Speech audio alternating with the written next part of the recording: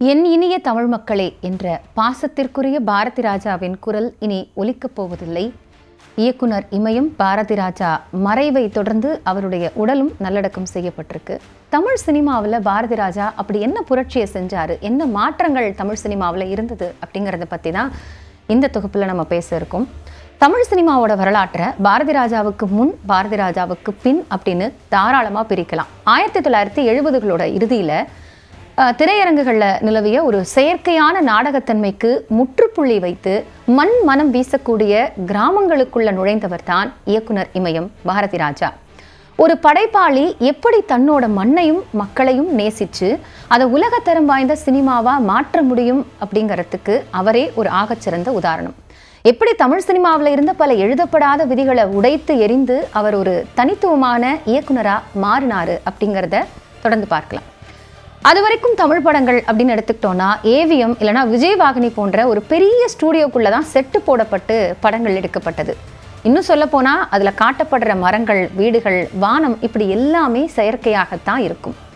அப்படி இருந்த ஒரு காலகட்டத்தில் தான் கேமராவை முதல்ல ஸ்டூடியோக்கள்லேருந்து வெளியே எடுத்துகிட்டு போய் கிராமங்களுக்கு சென்றது பாரதி ராஜாவோட மிகப்பெரிய ஒரு புரட்சி. புழுதி பறக்கக்கூடிய சாலைகள், வயல்வெளிகள், கிராமத்து சாவடிகள் அப்படின்னு தமிழ் சினிமாவை இயற்கையோடு இணைத்த பெருமையும் பாரதி ராஜாவையே சேரும். மேக்கப் இல்லாத ஒரு யதார்த்த சினிமா அப்படிங்கிறத தமிழில் தொடர்ந்து கொண்டு வந்தவரில் மிகப்பெரிய பங்களிப்பு பாரதி ராஜாவுக்கு இருக்குது. அதுக்கு முன்னாடியே பாலு மகேந்திராவோட அந்த காட்சி அமைப்பும் அவர் ஒரு கேரக்டரை அந்த காட்சியில் அமைக்கக்கூடிய விதமும் மிக முக்கியமான ஒரு நுட்பமாக பார்க்கப்பட்ட அந்த காலகட்டத்திலேயே பளபளப்பான உடைகள் அப்படிங்கிற ஒரு நிலையை மாற்றியதில் பாரதி ராஜாவோட பங்கு அதிகமாக இருக்குது.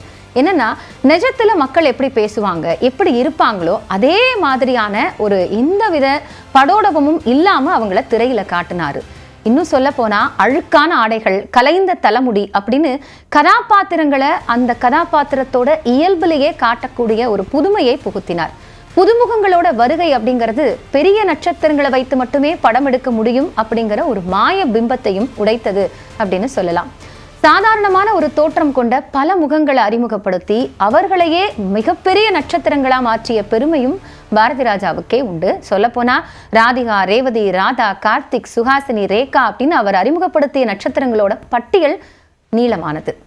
அதே மாதிரி படம் அப்படின்னு எடுத்துக்கிட்டாலே நீளமான வசனங்கள், ஒரு நாடகத்தன்மையுடனான உச்சரிப்பு, ஓவர் ஆக்டிங் அப்படின்னு இருந்த ஒரு கிளீஷே பாணியை மாற்றி மக்கள் இயல்புல எப்படி பேசுவாங்களோ அந்த வட்டார மொழி வழக்கையும் யதார்த்தமான நடிப்பையும் திரையில கொண்டு வந்தது தான் அவர் செய்த முதன்மையான ஒரு மாற்றம்.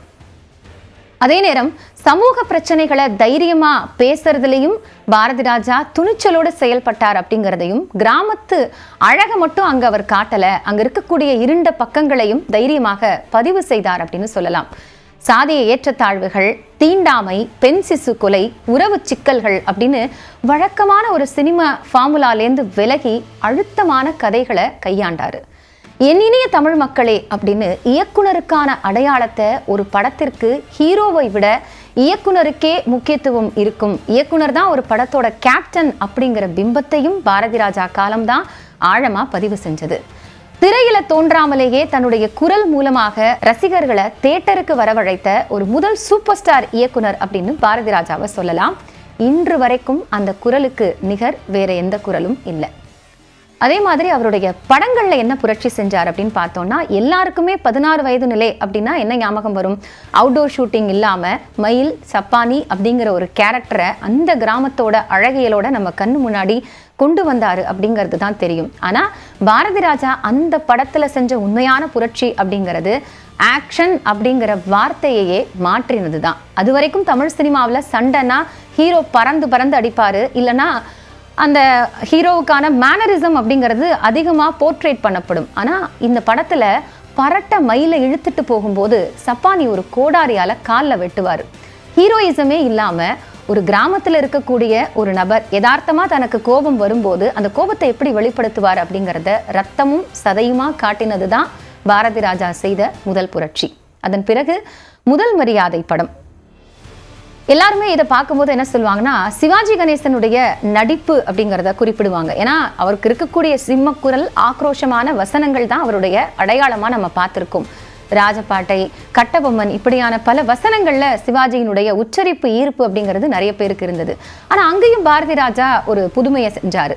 நடிப்பு திலகத்தையே அமைதியா நடிக்க வைக்கக்கூடிய அந்த காட்சிகள்ல நம்ம பார்க்க முடியும். சிவாஜி சாரை வந்து நீங்க வாய் திறந்து வசனம் பேசுறதை விட கண் அசைவுகளாலும் மௌனத்தாலும் ஒரு காதல் மொழியை பேச முடியும் அப்படிங்கிறத திரையில காட்டியவர். ஒரு ஜாம்பவானோட நடிப்பு பாணியையே டோட்டலா மாத்தினதுதான் பாரதி ராஜாவோட மாஸ்டர் கிளாஸ் புரட்சி அப்படின்னு சொல்லலாம். கடைசியா சிவாஜிக்கு பிளாக் பஸ்டர் படமா 175 நாட்களுக்கு மேல ஓடிய ஒரு படமா முதல் மரியாதை இருக்கு அப்படின்னா அதுக்கு முழு காரணம் பாரதி ராஜாவினுடைய உழைப்பு. அதன் பிறகு கருத்தம்மாள் அவர் பேசிய புரட்சி. கருத்தம்மா அப்படின்னாலே நம்ம எல்லாருக்கும் ஒரு பெண் சிசு கொலை பற்றிய பேசிய படம் அப்படிங்கிறது தெரியும். உண்மைதான், அந்த காலகட்டத்தில் அந்த மாதிரியான ஒரு சப்ஜெக்டை தைரியமாக எடுத்து திரையில் சொல்கிறது அப்படிங்கிறதே மிக முக்கியமான ஒரு விஷயம்தான். ஆனால் அந்த படத்தோட கிளைமேக்ஸ் இருக்குல்ல, அதுதான் உண்மையான புரட்சி அப்படின்னு சொல்லலாம். அந்த காலத்தில் ஒரு வில்லனை ஹீரோ தான் அடிப்பார். ஆனால் இந்த படத்தில் தாம் பெற்ற மகளை கொல்லணும்னு சொன்ன அந்த ஊர் பெரியவரான பெரிய கருப்பனை ஒரு பொண்ணு கருத்தம்மா அறிவாளால் வெட்டிடுவாங்க. பெண்ணடிமைத்தனம்னு இருக்கு இல்லையா, அதை வந்து ஒரு பெண்ணே ஆயுதம் ஏந்தி அழிப்பது போல காட்டப்பட்ட ஒரு காட்சி தான் பாரதி ராஜாவோட ஆக சிறந்த சமூக புரட்சி அப்படின்னு சொல்லலாம். சினிமாவை ஸ்டூடியோவை விட்டு வெளியில கொண்டு வந்தது மட்டும் அவர் செஞ்சது இல்லை, கதாபாத்திரங்களோட யதார்த்தத்தை மாற்றியது தான் பாரதி ராஜா கொண்டு வந்த புதுமை அப்படின்னு சொல்லலாம். இந்த மாதிரி நிறைய விஷயங்களை வந்து பாரதி ராஜா தன்னுடைய படைப்புகள் மூலமாக வந்து தொடர்ந்து சொல்லிக்கிட்டே இருந்திருக்கிறாரு. இன்னும் குறிப்பிட்டு சொல்லணும் அப்படின்னா 16 வயது நிலை படத்துல நடிச்ச வடிவுக்கரசியினுடைய வயது அப்படிங்கிறது 22. சிவாஜி கணேசன் மாதிரி ஒரு வெயிட்டான கேரக்டருக்கு மனைவியா நடிக்கக்கூடிய ஒரு கதாபாத்திரம். ஆனா அந்த கதாபாத்திரத்தை வடிவுக்கரசி வந்து எப்படி கையாண்டாங்க அப்படிங்கிறதுமே பாரதி ராஜா சொன்ன அந்த பெண்மையினுடைய வாயிலாக நமக்கு தெரிந்த ஒரு மிக முக்கியமான புரட்சி அப்படின்னு சொல்லலாம். அந்த காட்சி மட்டும் இல்லை, கடைசியா அந்த கிளைமேக்ஸுக்கு முன்னாடி ஒரு படகுல அந்த பொண்ணோட ராதாவோட சத்யராஜ் வரக்கூடிய அந்த காட்சி இருக்கு இல்லையா, அந்த காட்சியில என்ன காரணத்துக்காக சத்யராஜை வந்து அந்த அடிக்கணும் அப்படின்னு நினைப்பாங்க, கொல்லணும் அப்படின்னு ராதா நினைப்பாங்க அப்படின்னா, எந்த வகையிலையும் இவ்வளவு நாள் சிவாஜியால கட்டி காக்கப்பட்ட அந்த மரியாதை அப்படிங்கிறது போயிடக்கூடாதுங்கிறதுல ரொம்பவே அவங்களோட எண்ணம் வந்து அதிகமாக இருக்கும். ஒரு பெண் எந்த அளவுக்கு வந்து தன்னுடைய காதலுக்கு ரொம்ப ஆழமான ஒரு வேல்யூ கொடுக்குறாங்க அப்படிங்கிறதையுமே அந்த படம் மூலமாக நம்ம வந்து பார்க்கலாம்.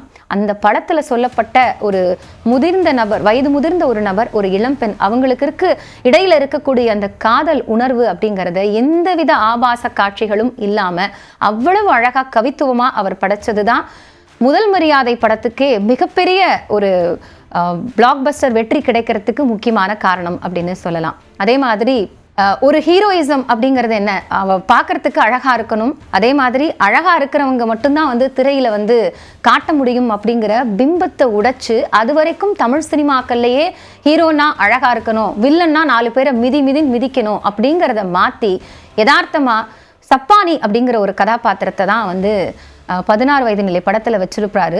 அந்த கேரக்டர் இருக்கு இல்லையா, அது பார்க்கக்கூடிய அந்த தோரணை அறிவு குறைவா இருக்கக்கூடிய ஒரு விஷயம். அந்த கேரக்டருக்கு ஏற்கனவே கால் ஊனம், ஊரே ஏளனம் செய்யக்கூடிய ஒரு நபர். ஆனா கடைசியில கிளைமேக்ஸ்ல ரஜினி கூட அவர் வந்து சண்டை போடும்போது கூட அந்த இடத்துல டூப்பெல்லாம் வச்சிருக்க மாட்டாங்க. ஒரு யதார்த்தமான நபர் தனக்கு வரக்கூடிய ஒரு ஆத்திரத்திலேருந்து என்ன செயலை செய்வாரோ அதைத்தான் வந்து சப்பானி அப்படிங்கிற அந்த கேரக்டர் அந்த படத்துல செஞ்சது. அதுதான் அந்த படத்துக்கு கிடைத்த மிக முக்கியமான ஒரு வெற்றி அப்படின்னு சொல்லலாம். ஏன்னா யதார்த்தமான ஒரு வாழ்வியலை யதார்த்தமான நடைமுறையோடு எந்தவித கமர்ஷியல் ஃபார்முலாவும் இல்லாமல், ஒரு ஹீரோயிச பிம்பம் இல்லாமல் எல்லாத்தையும் உடைத்த ஒரு படம் அப்படிங்கிறது தான் 1977 மயிலின்னு வைக்கப்படக்கூடிய படத்துக்கு 16 வயது நிலைன்னு படத்தலைப்பு வந்தாலும் அந்த படம் செய்த மிக முக்கியமான ஒரு புரட்சி அப்படின்னு சொல்லலாம்.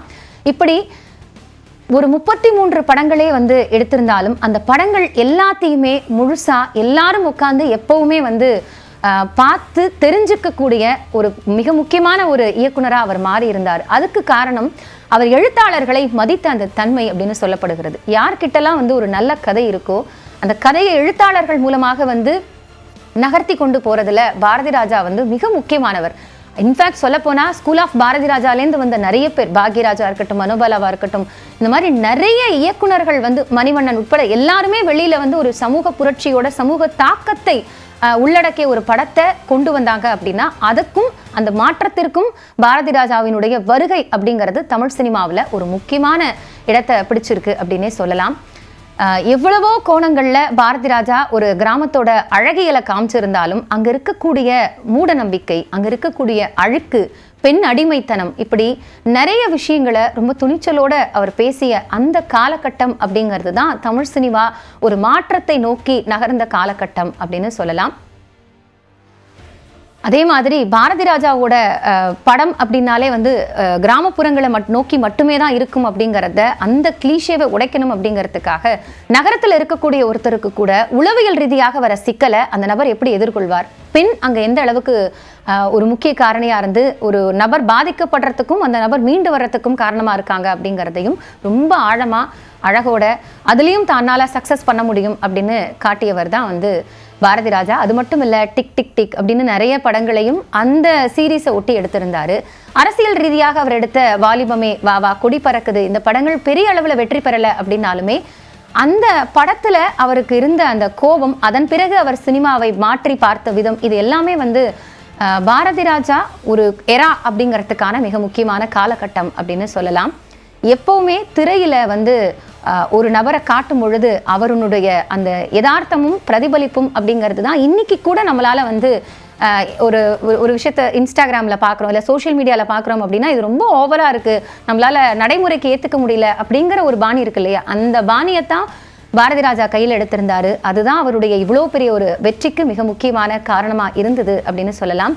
தமிழ் சினிமாவில் இன்னைக்கு வரக்கூடிய நிறைய இயக்குனர்கள் உட்பட பலருக்குமே பாரதி ராஜா ஒரு குருவாக இருக்கிறதுக்கு காரணம், தயாரிப்பாளர் தான் ஒரு இயக்குனரை முடிவு பண்ண முடியும், தயாரிப்பாளர் தான் ஒரு படத்தினுடைய நடிகரையும் நடிகையும் தேர்வு செய்ய முடியும் அப்படிங்கிற முறையை மாற்றி ஒரு கேப்டன் அப்படிங்கிறவர் இயக்குனர், அந்த கேப்டன் தான் அந்த படத்தை முழுசாக முடிவு செய்யக்கூடிய ஒரு தன்மைக்குரியவர் அப்படின்னு ஆற்றி காட்டியவரும் பாரதி ராஜா அப்படின்னா அதில் மிக இல்லை.